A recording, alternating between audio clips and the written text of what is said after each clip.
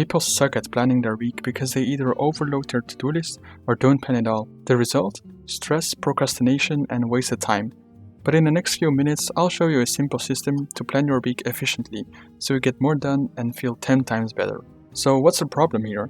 Well, here's the truth. If you don't plan your week, you're just reacting to whatever comes your way. That means distraction, wasted energy, and zero progress on the things that actually matter. A good plan makes sure your time is spent wisely, so you work smarter and not harder. Here is a step-by-step recipe to create a weekly plan and finally get the things done you have to do.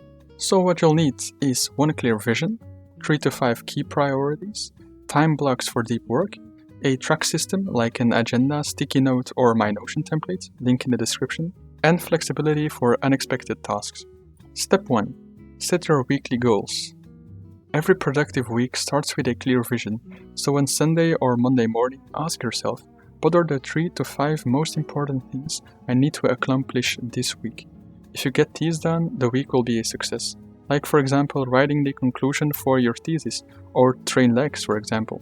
Write them down so you can see them every day when you start your day. Step 2. Break it down.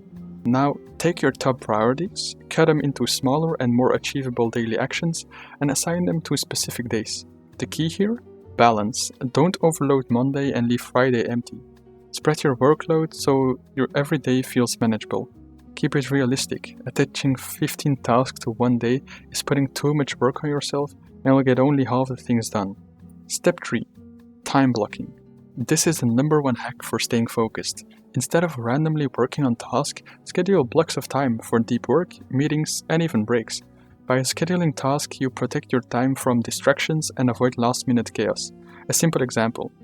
From 9 to 11:30 am, you write your thesis. From 11:30 to 12:30, you do your emails and you help a friend, for example. And from 12:30 to 1:30, you have lunch and you get the chicken out of the freezer.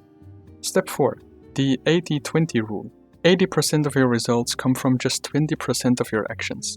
So prioritize your task by identifying the tasks with the highest impact and tackle them first. Don't waste time on busy work that doesn't actually move you forward. For example, don't just check your emails first thing in the morning, but work on your biggest task before anything else. Step 5. Reflect and adjust.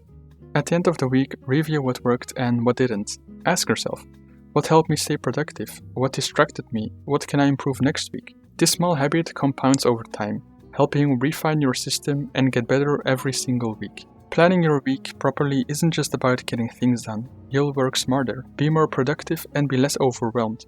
You focus on what truly matters instead of doing random shit. This also results in having more time to do fun stuff because you had a better time management and you'll procrastinate less. But planning takes so much time. Bro, it takes 10 to 15 minutes to plan your week. Not making a plan for the week will waste more hours on distractions and tasks that aren't even important. Oh, then I'll just plan every fucking minute of the day. Well, that's not the solution. With over-planning, you'll give yourself too much work and this will even lead to burnout or not completing them efficiently. Have some room for adjustments and breaks. So, try these steps for yourself and see what happens. Let me know if it works for you and how you made it more personal. I also made a free Notion template where you can create your own structured week planning. The link is in the description, so check it out. And good luck!